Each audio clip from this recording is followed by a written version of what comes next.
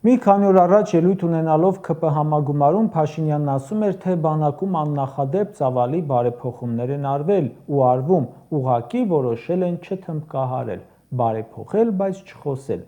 այլ բանակը զարգացնել, լուր, հետևողական։ Առաջին արձագանքը հանրությանն այն էր, որ սուտ եք ասում։ Անկեղծ ասած, ոչ լուր բառն է համապատասխանում իրենց իշխանության տրամաբանությանը, ոչ էլ առավել ևս հետևողական բառը, եթե խոսքը բարեփոխման մասին է։ Բանակը զարգացնելը առաջին հերթին զինելն է, ժամանակակից զենքերով։ Հələ պատկերացրեք։ Գյուղմթերքով բեռնված մի ֆուր վրաց ռուսական սահմանը հատում է,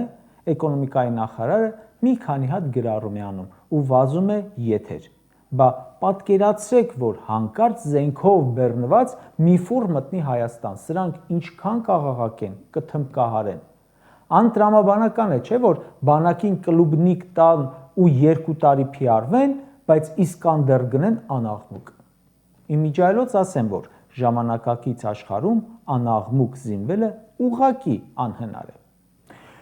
Բայց երեք ՔՊ-ական կառավարությունը ընդունեց որոշում, որը հաստատեց այն մարդկանց տեսակետը, որոնք չէին հավատում բանակի զինմանը։ Ռազմական ծախսերը հաջորդ տարի կկրճատվեն 265 միլիոն դոլարով, ավելի քան 15%-ով։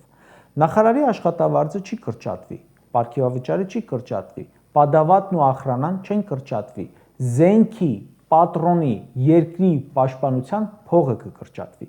Հիշեցնեմ, որ Նիկոլը խոստանում էր եւս 2.5 միլիարդ դոլարով ավելացնել ռազմական բյուջեն, ինչ որ թալանից բերված գումարներով, բայց դա 2018-ին էր, այդ ժամանակ քանի խոստում գրեցին սառույցին,